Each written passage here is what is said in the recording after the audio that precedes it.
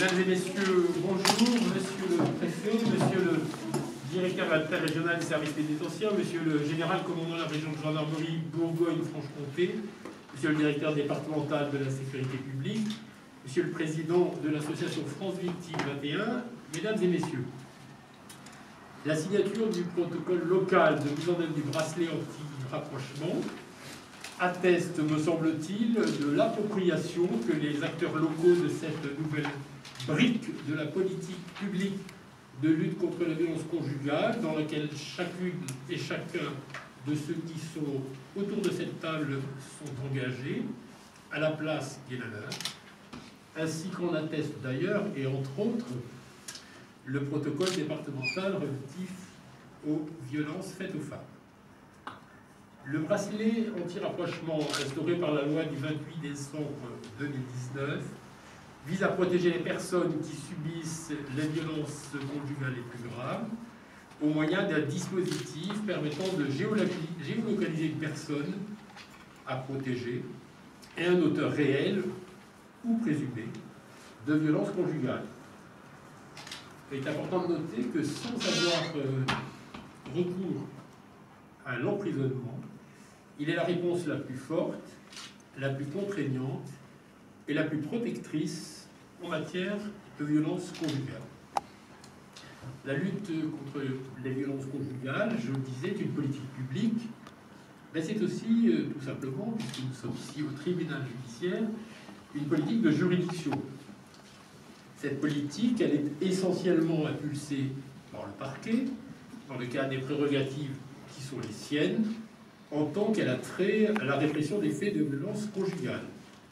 Mais elle est partagée entre les différents acteurs, civils et pénaux de la juridiction, qui vont utiliser les différents schémas procéduraux et le travail partenarial pour adapter les réponses aux circonstances, au parcours, et aussi à la personnalité de l'auteur et ou de la victime. Alors très rapidement, on peut indiquer ainsi que cette politique de juridiction mobilise les juges aux affaires familiales, notamment pour la délivrance d'ordonnances de protection. 44, je me tourne vers quelqu'un qui s'y intéresse beaucoup là, ici. 44 ordonnances de protection ont été délivrées en 2020. Ces ordonnances qui permettent de prendre des mesures en cas de violence au sein du couple.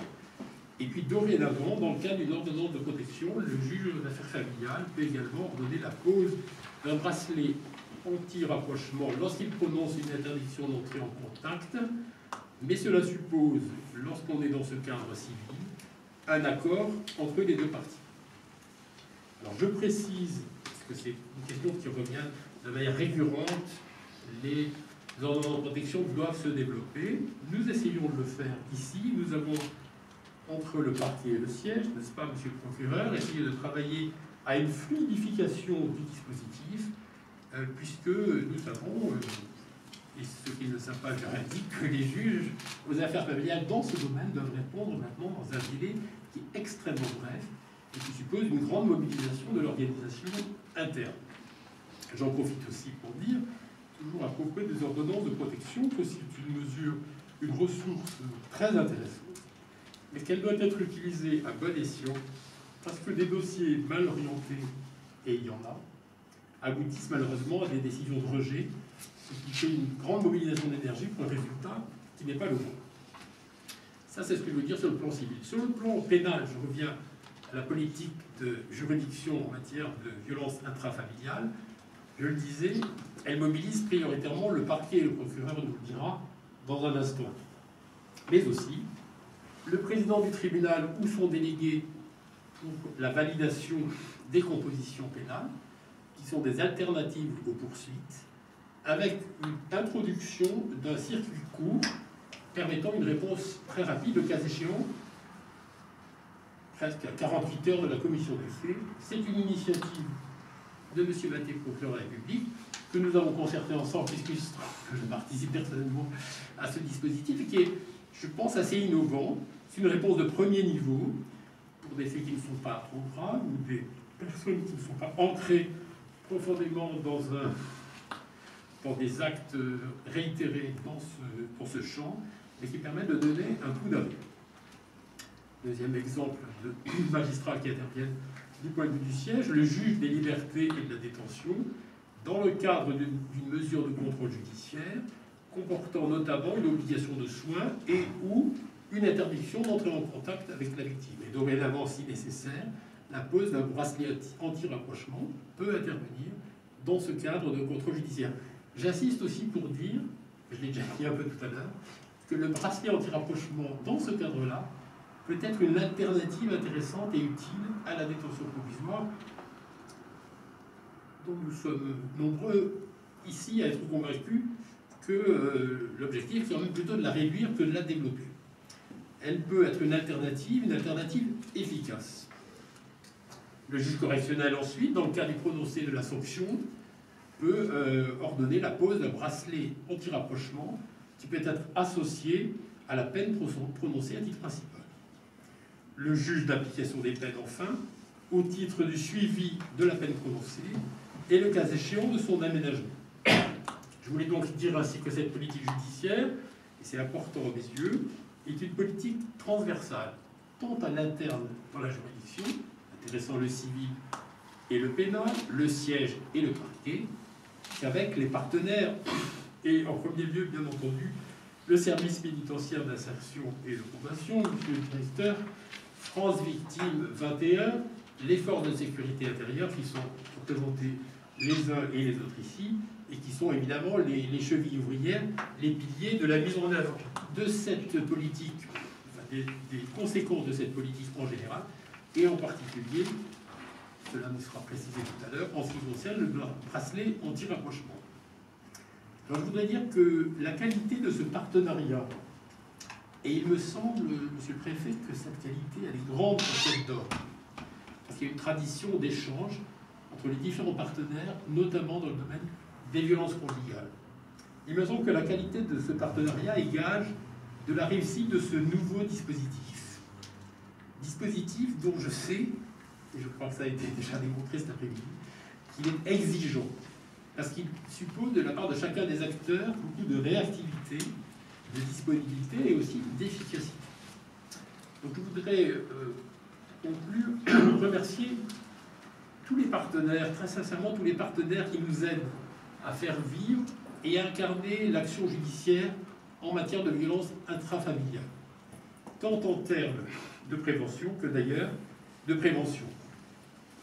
Je remercie en particulier tous ceux qui ont travaillé à l'élaboration de ce protocole. Je regarde M. Jallet qui a été pilote en la matière. Et je voudrais dire enfin que les citoyens en général et les victimes de violences intrafamiliales en particulier, et ceux qui les accompagnent, je pense que toutes ces personnes comptent sur nous tous. Il nous incombe, à mon sens, dans le strict respect du droit, de ne pas les décevoir. Je vous remercie. Merci. Donc, quelques mots du procureur de la République. Mesdames, Messieurs les hautes personnalités, Monsieur le Préfet, Mesdames, Messieurs, la lutte contre les violences intrafamiliales et plus précisément les violences conjugales est une politique forte de l'État et du ministère de la Justice. Il était évidemment hors de question, me semble-t-il, que après ce que l'on a connu avec le Grenelle des violences conjugales, on puisse à un moment donné laisser penser qu'on avait laissé, enfin, que les choses après le Grenelle des violences conjugales allaient retomber. Au contraire, et la signature de ce protocole et la possibilité à partir d'aujourd'hui d'utiliser ce bracelet anti-rapprochement, c'est le signe qu'il s'agissait d'une des mesures phares du Grenelle. Ce bracelet anti-rapprochement avec la loi de décembre 2019, comme l'a rappelé le président tout à l'heure. J'insiste sur le fait que c'est un dispositif qui est non seulement destiné, comme la plupart des dispositifs ou des choses que l'on avait initiées jusqu'à présent, qui est destiné à lutter contre les violences conjugales, mais là, avec une dimension vraiment très forte de protection des victimes, et en fait c'est un dispositif de mise en sécurité effective des victimes, puisque, on vous l'expliquera, il y a tout un dispositif avec, en temps réel, avec une géolocalisation, avec un périmètre d'interdiction, avec un avis qui est donné téléphoniquement à l'auteur présumé des faits ou à la personne qui a cette interdiction de rentrer en contact avec la victime, et avec l'avis donné à la victime qu'il y a un risque qui existe, et éventuellement, si les choses persistent, l'avis aux forces de l'ordre pour une intervention rapide. Ce bracelet anti-rapprochement, les dispositions précises de son application ont été définies par une circulaire du ministère de la Justice du 23 septembre 2020, qui précisait comment est-ce que les choses devaient se passer, quels étaient les partenaires, etc. Et le ministère de la Justice nous avait mis à disposition un exemple type de protocole qui était à adapter localement. Il a été lancé, donc les choses sont, même si la loi date d'1 an, à partir du moment où nous avons disposé du matériel, les choses sont allées assez vite, puisqu'il a été lancé pour la première fois au tribunal judiciaire de Pontoise le 24 septembre 2020, et puis ensuite il a été présenté courant octobre dans 4 autres sites pilotes, Bobigny, Douai, Aix-en-Provence et Angoulême. Le bracelet anti-rapprochement, comme l'a évoqué le président, il nécessite la coordination de nombreux acteurs impliqués, les magistrats, le service pénitentiaire d'insertion et de probation, les associations des victimes, le téléopérateur Alliance et bien sûr les forces de l'ordre. Et c'est tout l'enjeu du protocole de bien articuler ces choses-là.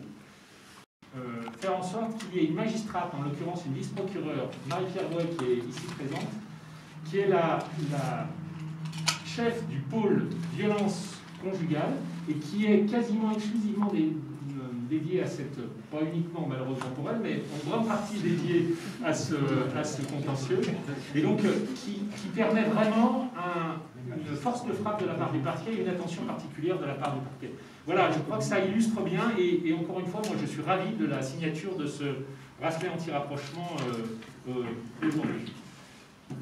Monsieur le directeur interrégional des services pénitentiaires. Merci beaucoup, monsieur le procureur, monsieur le préfet, monsieur le président,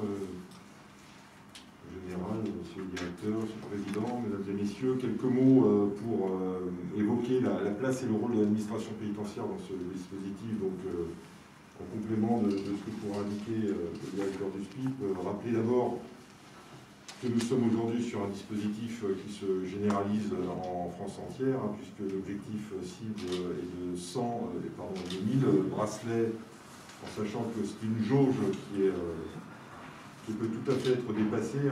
C'est un marché public qui est piloté par l'administration pénitentiaire.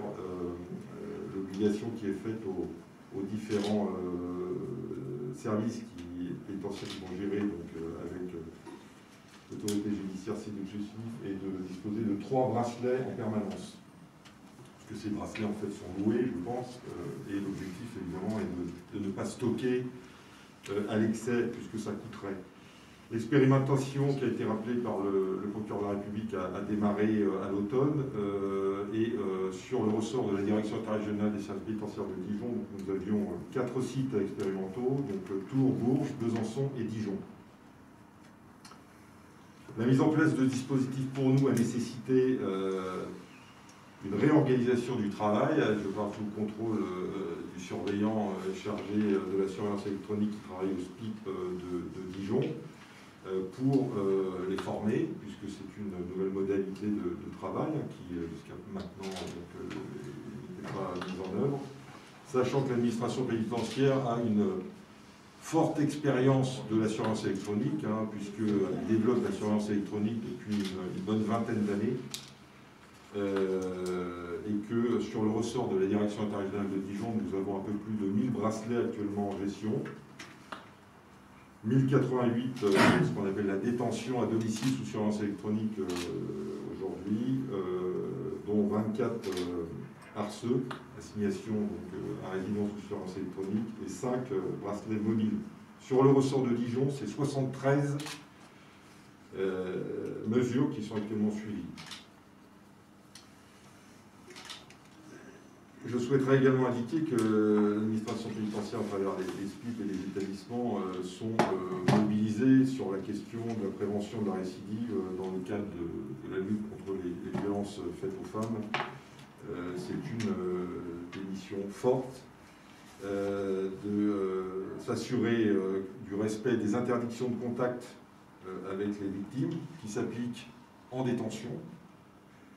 Par exemple, en ce qui concerne l'octroi des permis de visite ou des permissions de sortir qui font l'objet d'un contrôle attentif de la part des chefs d'établissement et des directeurs de SPI. Par ailleurs, l'administration pénitentiaire développe des programmes de prévention de la récidive, des stages de sensibilisation sur cette thématique sensible et particulièrement actuelle avec les partenaires associatifs en détention, mais également en milieu ouvert, donc pour des personnes qui sont condamnées mais qui ne sont pas incarcérées. Par ailleurs, la création prochainement de centres d'accueil destinés aux auteurs permettra sans doute de diversifier les modalités de prise en charge et d'intensifier les échanges entre les conseillers pénitentiaires d'insertion et de probation qui sont chargés des suivis. Ce suivi est particulièrement fin, vous vous en doutez, compte tenu de la sensibilité de ces sujets et nécessite effectivement d'entretenir avec nos partenaires des échanges constants, notamment en ce qui concerne le travail d'évaluation de ces publics en lien notamment avec les associations de victimes. La mise en place du bar est également pour nous, pour l'administration pénitentiaire, une nouvelle opportunité pour les personnels de surveillance qui sont spécialisés, comme je le disais, sur cette mission, la surveillance électronique, puisqu'ils seront chargés donc, de gérer ce dispositif, de l'activer en lien avec l'opérateur privé donc, mandaté pour cela, l'entreprise Alliance, également de suivre les commandes et de gérer les flux. Ils seront également chargés de la pose, vous nous ferez peut-être une démonstration tout à l'heure, de ces bracelets, et d'informer les publics du mode opératoire, ce que vous faites aujourd'hui de façon très classique. En résumé, le rôle de l'administration pénitentiaire dans ce dispositif est premièrement de recevoir la décision de justice, c'est le premier acte évidemment, de convoquer l'auteur au SPIP. Alors pendant 6 mois, c'est prévu dans la Convention, donc c'est assoupli de façon, on veut que ça marche, donc on ne se lie pas à une convocation au SPIP, on viendra au tribunal. Merci d'ailleurs aux surveillants d'accepter cette modalité qui permettra de s'assurer de la réussite du dispositif. On réévaluera, je pense, à l'échéance de 6 mois. S'assurer bien sûr du fonctionnement du dispositif et puis de procéder à l'activation. C'est donc un dispositif particulièrement, ça a été dit, qui nécessite une implication et une coordination extrêmement forte. Il y a beaucoup d'acteurs, donc nous le verrons lors de la signature de ce protocole. Protocole donc, qui sera signé tout à l'heure et qui implique l'administration pénitentiaire très fortement dans son rôle de protection envers les victimes de violences conjugales. Et enfin, je terminerai par là, c'est aussi pour nous une manière de démontrer notre savoir-faire sur la surveillance électronique, qui illustre assez bien la diversification des métiers pénitentiaires, puisque ce sont de nouvelles missions, et ça tombe bien puisque nous recrutons les surveillants, les conseillers pénitentiaires d'insertion et de probation.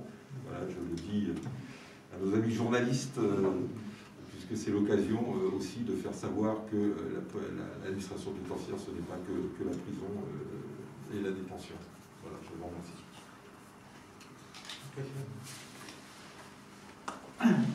Monsieur le Président, Monsieur le Procureur de la République, je salue également le commandant de région de gendarmerie qui est à nos côtés, le directeur départemental de la sécurité publique, le directeur des services pénitentiaires qui vient de s'exprimer, le directeur du SPIC qui est avec nous, service de probation. Vous me permettez, Monsieur le Président, Monsieur le Procureur, de mentionner Madame la déléguée départementale à l'égalité des droits, qui joue un rôle sur cette politique, je pense, très se situant dans les transversalités que vous citiez, Monsieur Monsieur le Président, dans le département.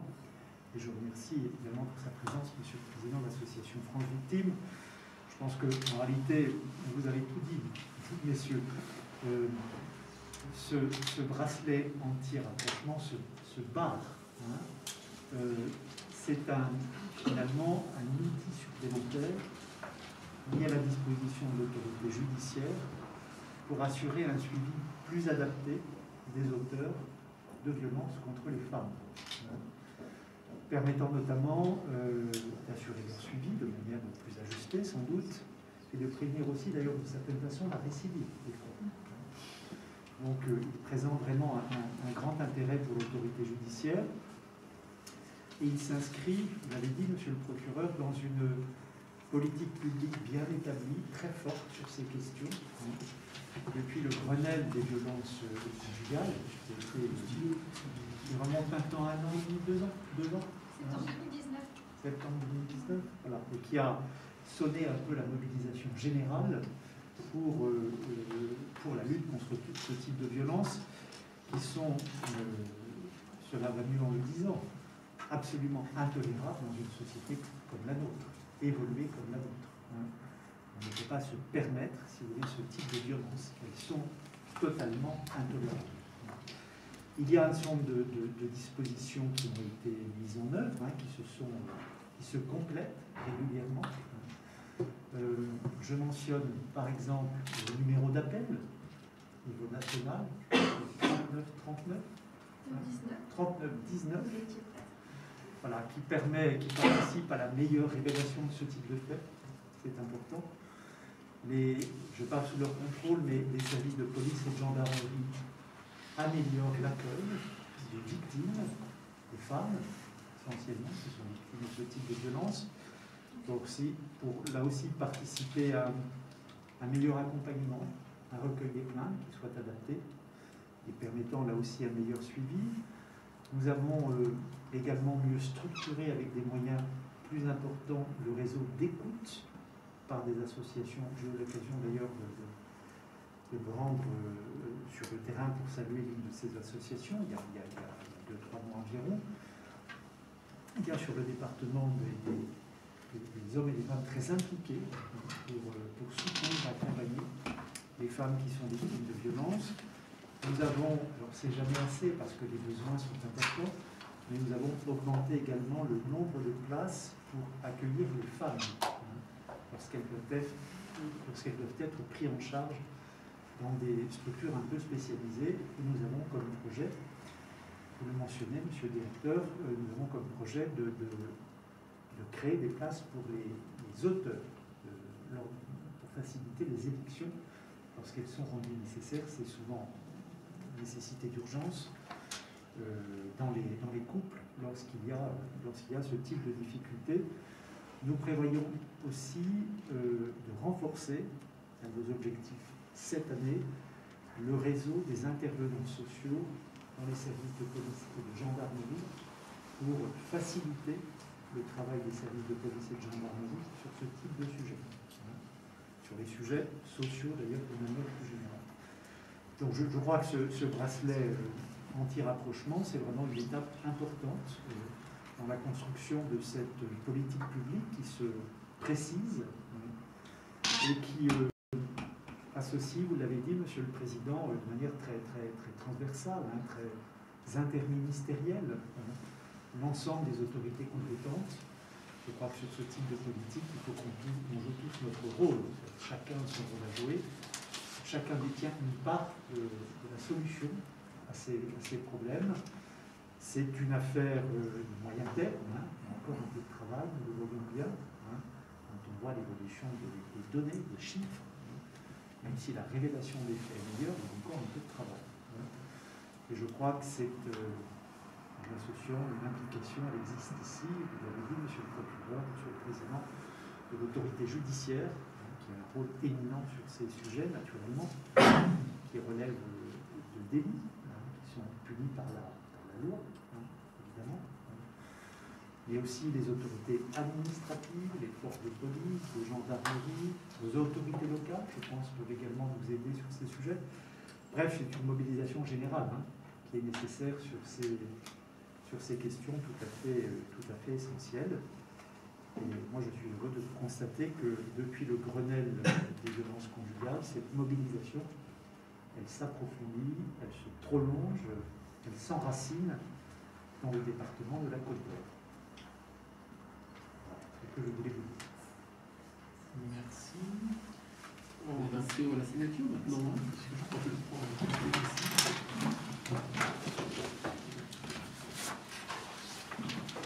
c'était bon, je sais pas. Je crois qu'il y a un seul. C'est pour s'exprimer.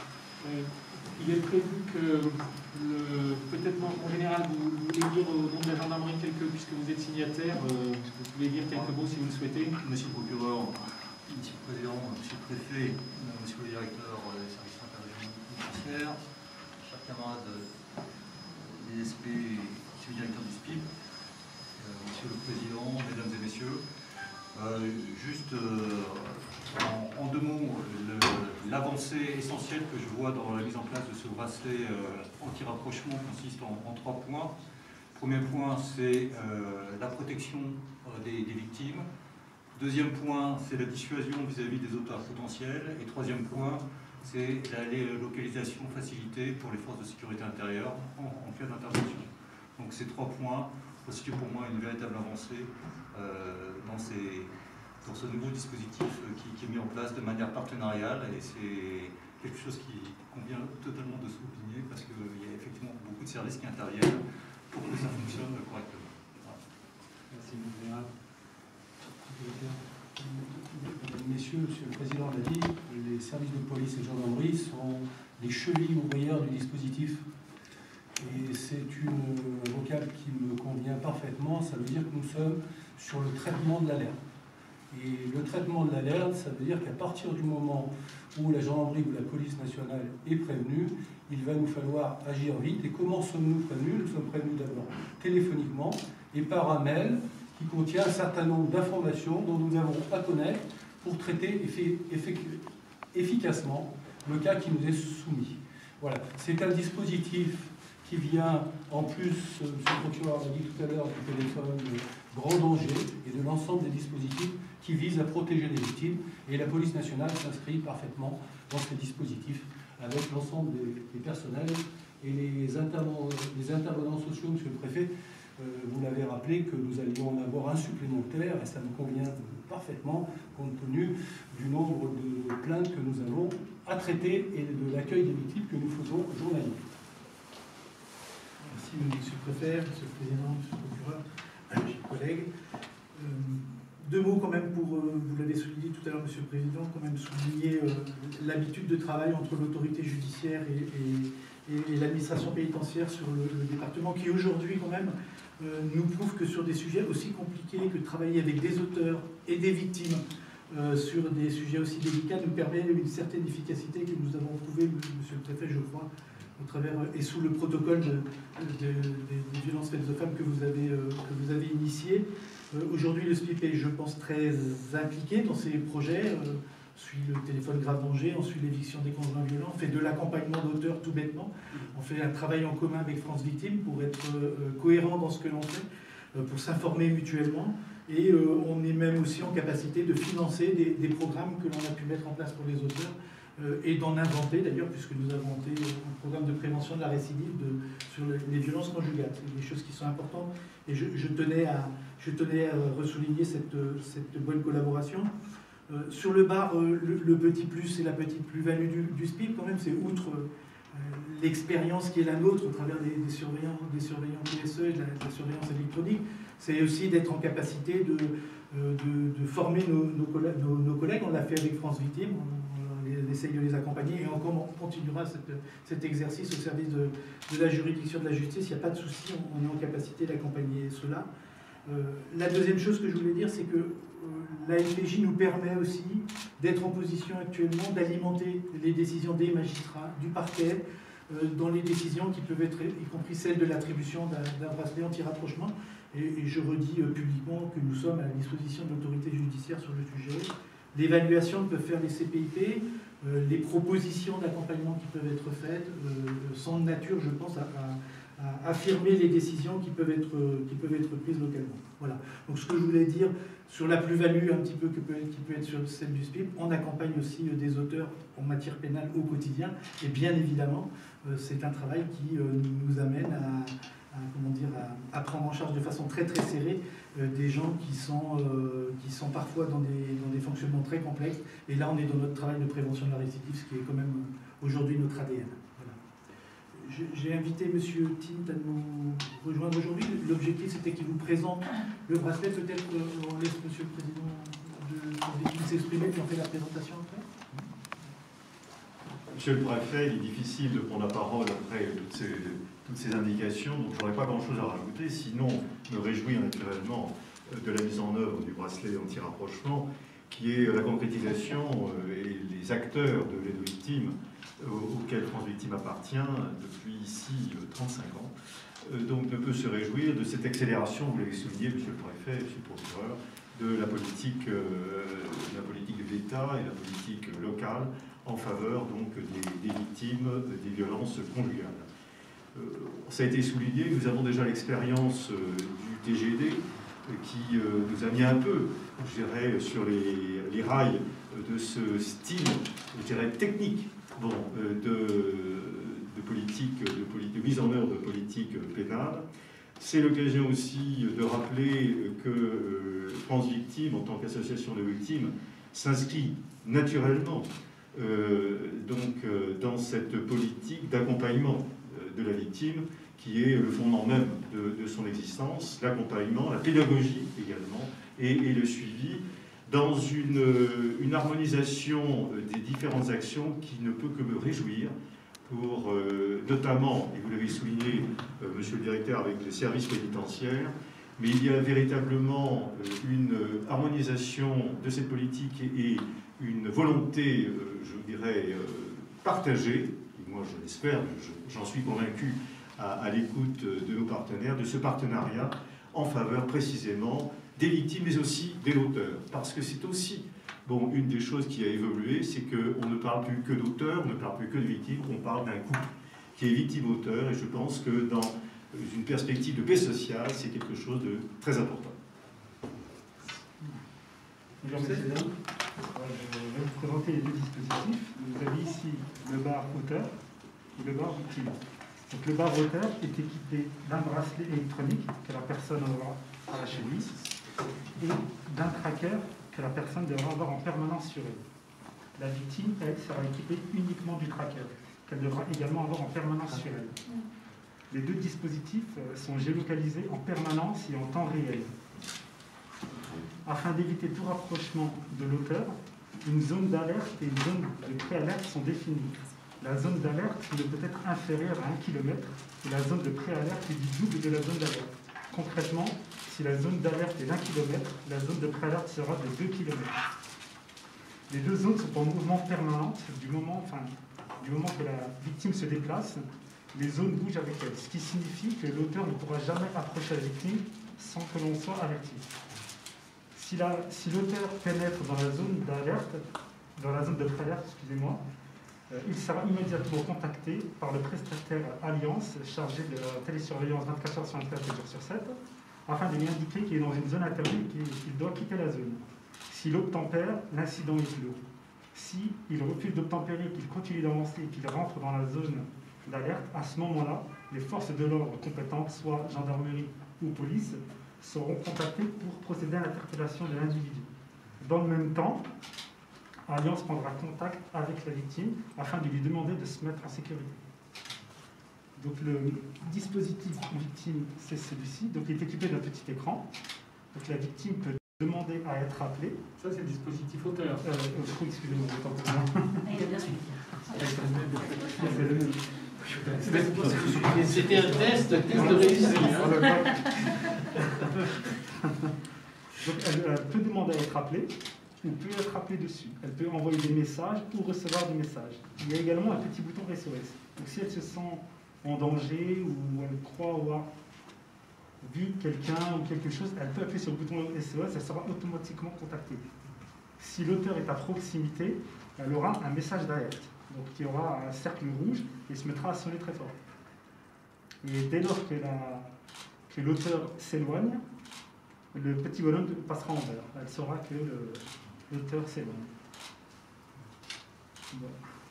Voilà, merci. Merci de cette présentation. Ce sont des dispositifs qui nécessitent d'être chargés. Tout à fait. Donc, s'ils sont déchargés, notamment volontairement par l'auteur, ça sera rappeler considéré comme une ce qui va se passer. Ce sera considéré comme une infraction. Voilà. Lorsqu'on leur remet le dispositif, on leur explique bien que c'est de leur charge de devoir les charger en permanence. Tout comme la victime nous dit. Il faut bien qu'elle fasse attention que si elle ne sort pas avec le dispositif, automatiquement elle ne sera pas géolocalisée. C'est important pour l'alerte au service de police et gendarmerie. Madame Berton, je crois que Oui, je voulais savoir combien il y en avait du coup dans le département de ces bracelets. actuellement, nous en avons 3 en flux, sachant que si les demandes sont plus importantes, nous serons alimentés régulièrement par le ministère de la Justice. C'est-à-dire que ce qui est prévu en principe, c'est que si on en place un, si on en place 2, immédiatement ils vont être remplacés. On devrait toujours en avoir à peu près 3 d'avance. Ce qui permet une réactivité quand même. Et il faut l'accord systématiquement de l'auteur et de la victime. Donc ça, c'est ou c'est uniquement lorsque la décision est prise par le juge d'affaires familiales fondée en matière civile, voilà. Le juge d'affaires familiales peut, dans les mesures de l'ordonnance de protection, ordonner l'interdiction d'entrer en contact. Et pour la mettre en musique, il peut proposer le bar. L'auteur n'est pas obligé d'accepter. En revanche, s'il n'accepte pas, la main reviendra à la main du parquet qui pourra en tirer les conséquences. C'est-à-dire que, si vous voulez, au lieu de s'en tenir peut-être à une procédure purement civile, eh ben, on passera à une procédure pénale. Donc, voilà. Mais dans la culture civile, on ne peut pas imposer ce genre de choses. Dans tous les autres cas, c'est évidemment, ça ne demande pas l'avis de l'auteur. Pour que ça marche au civil, il faut que le procureur fasse un peu de... Et au pénal, il n'y a pas besoin de... Oui, il n'y a pas besoin de demander son avis. Voilà. Et ça, on a l'habitude.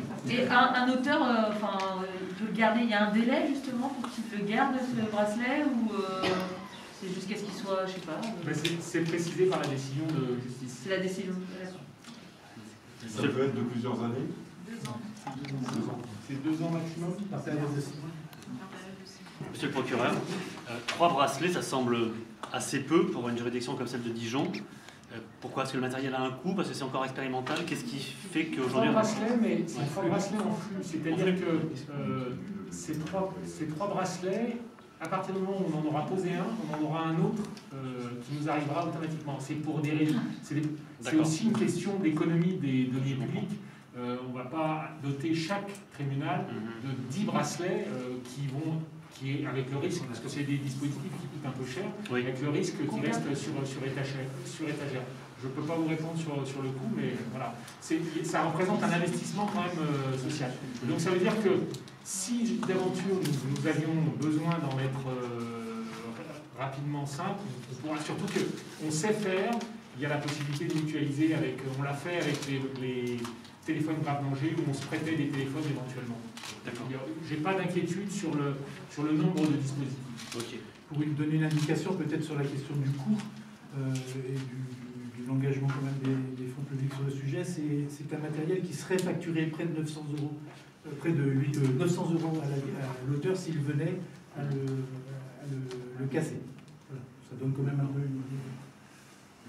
Et selon vous, est-ce qu'il y aura beaucoup de demandes? Est-ce qu'un avocat, par exemple, peut plaider pour demander à ce que sa cliente, son client, peu importe, soit protégé de cette manière? J'ai vu, je réponds à ça parce que j'ai vu tout à l'heure, en cherchant sur Internet pour cette rencontre, la relation d'une audience qui s'est tenue hier à Poitiers, ou enfin dans cette région-là, où justement il y avait des réquisitions de détention à la demande de dépôt à l'audience, et l'avocat a plaidé en disant est-ce qu'on ne pourrait pas, je propose un procès à l'avocat de la défense même. L'avocat de la défense. Et ça lui a été, oui, tout à fait, l'avocat de la défense. Et ça a été accordé. Donc effectivement, c'est aussi ce que je disais alors pour la détention provisoire, mais ça vaut aussi pour la peine. C'est aussi une composante d'une alternative possible. Peut-être pour rajouter à cette question-là, le SPIC, comme je le disais tout à l'heure, intervient en enquête présententielle systématiquement avant chaque comparution. L'évaluation que l'on fait à la fois de la dangerosité, des risques de récidive de la personne qui nous est confiée nous amène aussi à être force de proposition, si je peux m'exprimer ainsi, sur la délivrance de ce dispositif dont on connaît bien à la fois l'esprit et surtout le plus technique. Voilà. Et vous pensez que ça peut inciter justement les victimes de violences à déposer plus facilement plainte, de savoir qu'il y a un dispositif comme ça qui peut être effectivement plus protecteur pour elles? Parce qu'il y en a encore beaucoup qui ne parlent pas, qui... Oui, alors c'est pas principalement destiné à ça, mais oui, si on espère bien, par exemple, à travers la médiatisation qu'on a souhaité aujourd'hui, que c'est un dispositif qui soit connu et que ça puisse... Parce que c'est vrai que les femmes victimes se posent parfois la question de dire si je dépose plainte, est-ce qu'il ne va pas y avoir des conséquences immédiates? C'est un dispositif qui permet de mettre de manière efficace, me semble-t-il, la victime en sécurité. Donc peut-être que ça incitera un certain nombre de victimes à parler. Peut-être qu'on pourrait dire aussi ce qui me vient à l'esprit. Peut-être que dans l'esprit public, il faut quand même comprendre que c'est un outil formidable. Et c'est quand même un outil de dernier recours, c'est-à-dire dans toute la palette. Oui. Je veux dire, il ne faudrait pas en faire...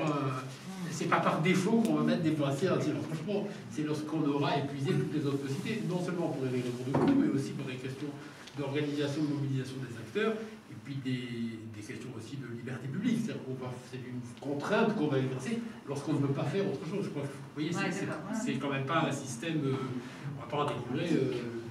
c'est important d'être d'accord là-dessus. C'est un peu lorsqu'on a... Il y a eu, imaginons quelqu'un, peut-être qu'il y aurait d'abord une composition pénale, qui aurait peut-être eu une comparution par reconnaissance pénale de culpabilité, qui aurait déjà été condamné une fois, 2 fois. Et là, l'inquiétude est très forte. Et je pense que c'est plutôt ça le cas de figure. C'est pas le primo-délinquant pour lequel on va... Parce que ça serait un peu, comment on dit, le marteau pilon. Voilà, il faut une question de proportionnalité, je pense. Est-ce qu'il y a des secteurs qui sont privilégiés? C'est-à-dire, est-ce que les auteurs, par exemple, peuvent être autour de Dijon ou est-ce que ça peut être beaucoup plus loin? Je pense à la vallée de l'Ouche ou du côté de Montbard ou quelque chose. Est-ce qu'il y a des secteurs qui peuvent ne pas... C'est dans toute la Côte d'Or. D'accord. En principe, ça marche dans toute la Côte d'Or. Même dans toute la France, du coup. Alors, ça s'étend progressivement. Ouais. Parce que oui, c'est le ministère de la Justice Justice a choisi... d'étendre, mais normalement la généralisation était prévue pour le début de l'année, donc le temps que nous on a commencé à y travailler en fin d'année, le temps de signer la convention, d'en discuter, mais très vite ça va être sur toute la France. La zone d'alerte et de préalerte ne peut pas dépasser 10 km, c'est technique, ce qui veut dire quand même que ça laisse une latitude au magistrat qui décide de la distance à laisser, quand même une distance quand même très importante pour protéger la victime. Voilà, c'était ma question. Après, en fait. la victime peut habiter en Côte d'Or et partout en Côte d'Or et voir l'auteur en Saône-et-Loire, pour prendre cet exemple-là, quand il se rapproche de la zone d'alerte qui là pour être forcément plus importante, la protection s'assure. Merci. Très bien. Bien, écoutez, merci. Merci beaucoup. Merci à vous. Merci à tous.